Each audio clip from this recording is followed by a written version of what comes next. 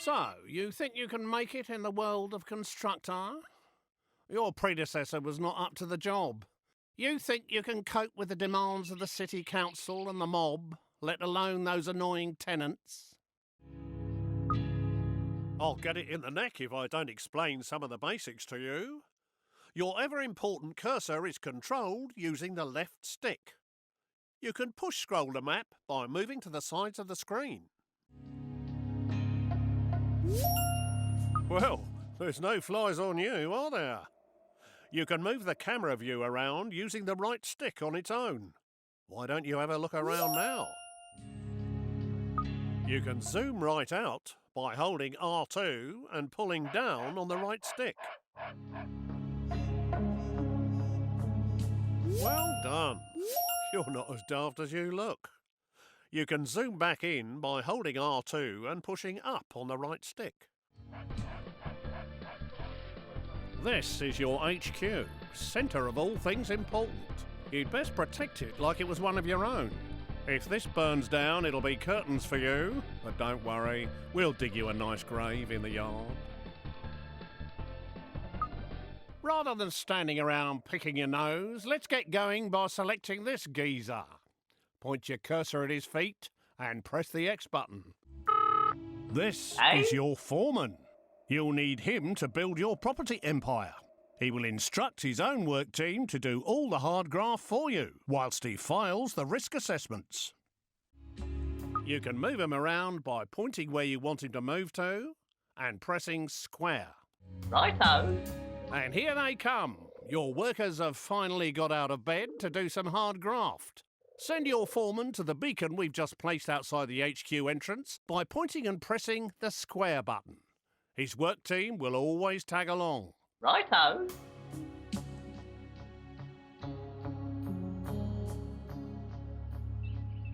Righto. That was a long walk, wasn't it?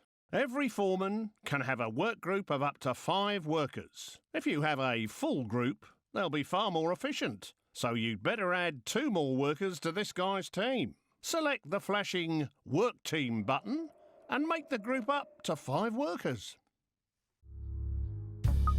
Select Spare Workers on the right to fill the team up to 5, and then choose the flashing Group Selection icon to bring them together.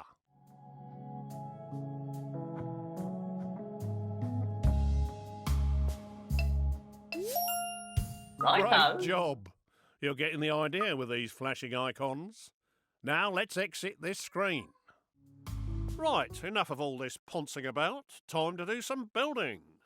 Let's start by placing your first building site. So let's head on over to the estate agent. The lumber yard will be your first resource, which is handy for a plank like you. Get it up and running to supply wood for your future buildings. Try finding a legal position to place the site by moving the cursor footprint around. You can tell which land you own because it's glowing your team colour. Position the cursor over where you want to build. If the cursor is red, then it's not a legal position. The arrows show which direction the gate will face. Would you look at that? A brand spanking new building site. To view the site, press X whilst hovering over the footings. To start working on this building, bring your men onto the site. This can be done by simply clicking on the Call Work Team icon. Alternatively, you could just tell your foreman to walk his sorry feet over there. Watch them build. It's a real delight. If these guys keep up their day job, they'll gain experience and become much more reliable. Congratulations!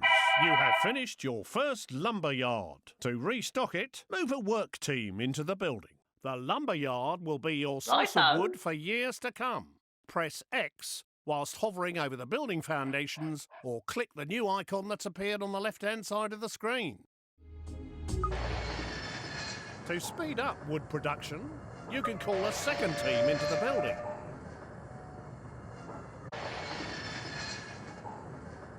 Nearly there. Just get it up to 10 units. You've made enough of a racket, but now we've got enough wood to start building our next property. Go to the estate agent to see your new choices.